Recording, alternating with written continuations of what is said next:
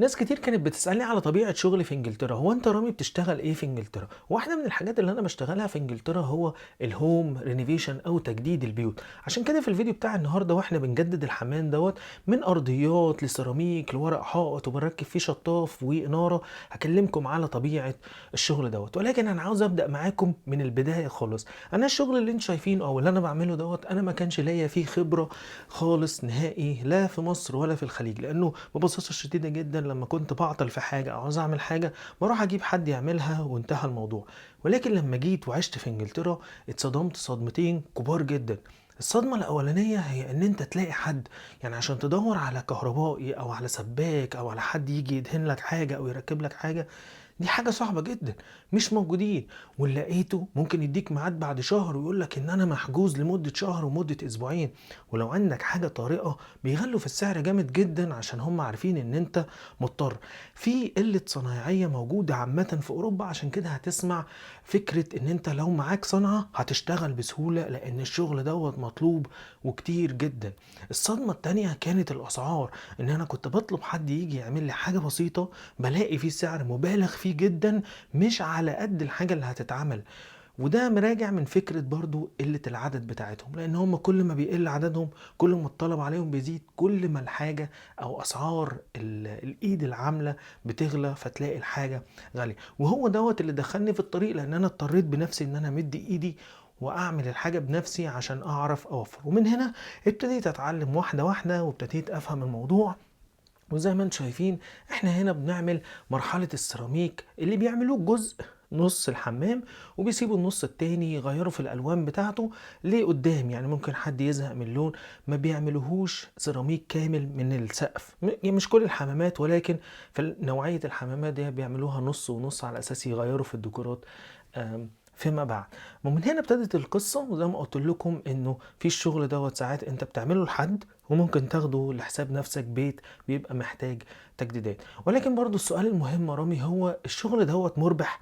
زي ما قلت لك انت هتسمع انه الايد العاملة مطلوبة وهتشتغل بسرعة واكيد بيعملوا فلوس كويسة جدا.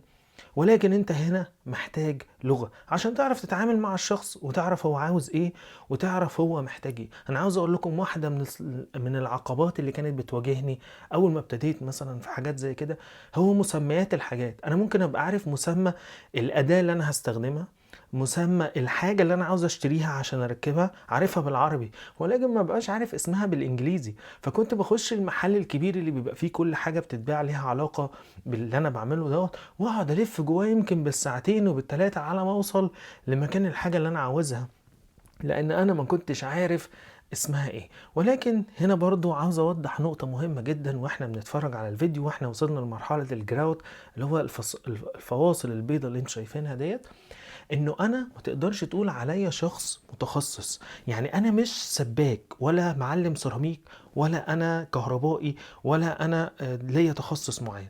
الشغل اللي انا بعمله في انجلترا بيدخل تحت مسمى الهاندي مان. الهاندي مان عبارة عن شخص هو بيبقى ملم بمعظم الحاجات اللي بتتعمل، ولكن هو مش متخصص. يعني انا ممكن تيجي تقول لي ركب شطاف، شيل راديتر، حط وصلة على ماسورة او حاجة، ولكن ما ينفعش تيجي تقول لي مدد مواسير البيت كلها كميه. دي شغلة سباك بقى، دي محتاجه واحد شغلته بس سباك.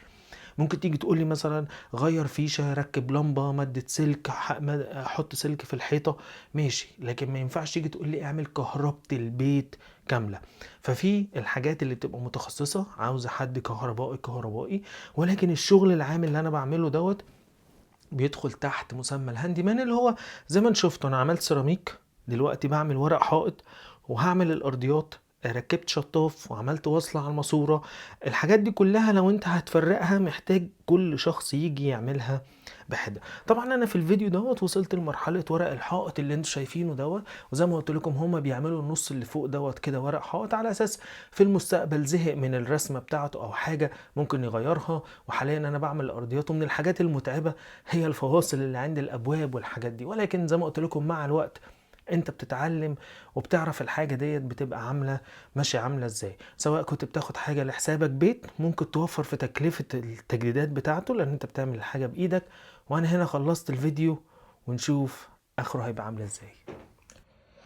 طيب انا كده يعتبر خلصت الشغل كله اللي في الحمام. الارضيات زي ما انتم شايفين ركبت، التويلت، الشطاف، السيراميك، ورق الحائط، الاضاءة، والباب ركب. كل حاجة رجعت زي ما كانت، واتعمل طبعا الحافة البيضة ديت اتظبطت عشان اي تسريب او اي حاجة.